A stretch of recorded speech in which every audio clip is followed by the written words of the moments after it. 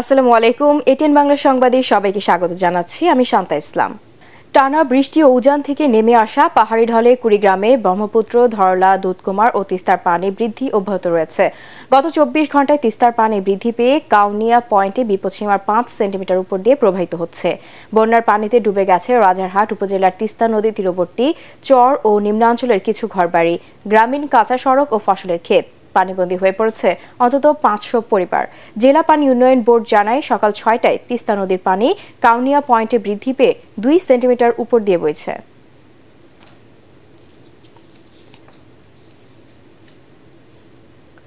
আন্তর্জাতিক ফ্রান্সে আগাম পার্লামেন্ট নির্বাচনের প্রথম দফার ভোটে জয় পেয়েছেন মেরিন লে পেনের নেতৃত্বাধীন কট্টর ডানপন্থী দল ন্যাশনাল র্যালি RN।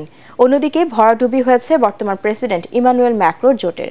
ফলাফল ঘোষণার পর রাজধানী প্যারিস জুড়ে পেনের সমর্থকদের বিজয় উল্লাসের বিপরীতে প্রতিবাদ বিক্ষোভে নেমেছে ম্যাক্রো জোট। আরও জানাচ্ছেন শরীফুল ইসলাম।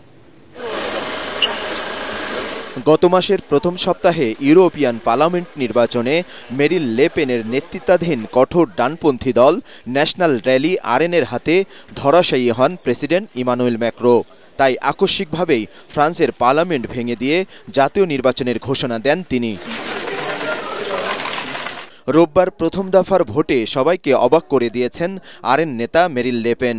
34.5% ভোট পেয়ে ম্যাক্রোর জোটকে তৃতীয় স্থানে নামিয়ে দিয়েছে ফ্রান্সের উগ্র ডানপন্থী এই দলটি। দ্বিতীয় স্থানে থাকা বামপন্থী নিউ পপুলার ফ্রন্ট অ্যালায়েন্স পেয়েছে 29% ভোট। নির্বাচনে জয়ের পর রাজধানী প্যারিসে বিজয় উল্লাসে মেতে ওঠেন পেনের সমর্থকরা।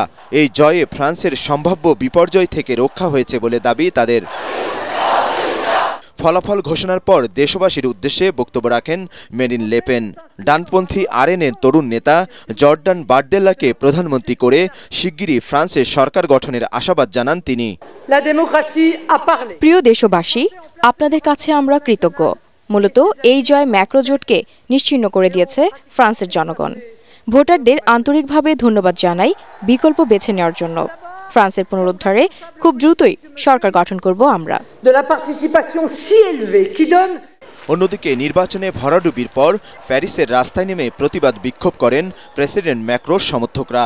নির্বাচনে কারচুপির অভিযোগ এনে ফলাফল প্রত্যাখ্যান করেন তারা। ফ্রান্সে 577 আসনের পার্লামেন্টে সংখ্যাগরিষ্ঠ আসন পাওয়ার আশা করছে RN। তবে সরকার গঠনে প্রয়োজনীয় 289 আসন পেতে দ্বিতীয় রাউন্ডের ভোটে জয় পেতে হবে দলটিকে। আগাম নির্বাচনে ম্যাক্রোর এই ভরাডুবির জন্য রাশিয়ার সাথে যুদ্ধে ইউক্রেনের পক্ষ নেওয়া এবং গাজায় ইসরায়েলি হামলায় প্রেসিডেন্ট ম্যাক্রোর নগ্ন সমর্থনকে দায়ী করেছেন আন্তর্জাতিক সম্পর্ক বিশ্লেষকরা। শরীফুল ইসলাম, এটিএন বাংলা। খেলার খবর। মেক্সিকোর সাথে গোলশূন্য ড্র করে কোপা আমেরিকার কোয়ার্টার ফাইনালে উঠেছে ইকুয়েডর। অ্যারিজোনায় দু দলই মাঠে নামে শেষ 8 নিশ্চিত করতে। গ্রুপে 9 পয়েন্ট নিয়ে শীর্ষ দল হিসেবে কোয়ার্টার ফাইনালে উঠেছে ভেনেজুয়েলা। 3 পয়েন্ট নিয়ে খেলতে নামে ইকুয়েডর আর মেক্সিকো। তবে গোল পার্থক্যে এগিয়ে থাকায় কিছুটা সুবিধাজনক অবস্থায় ছিল ইকুয়েডর। জিততে মরিয়া মেক্সিকো বল দখল আর আক্রমণে প্রতিপক্ষ রক্ষণ কাঁপিয়ে দিলেও তা ভাঙতে পারেনি। তাতে হতাশা নিয়ে মাঠ ছাড়তে হয় তাদের। শেষ 8-এ বর্তমান চ্যাম্পিয়ন আর্জেন্টিনার মুখোমুখি হবে ইকুয়েডর।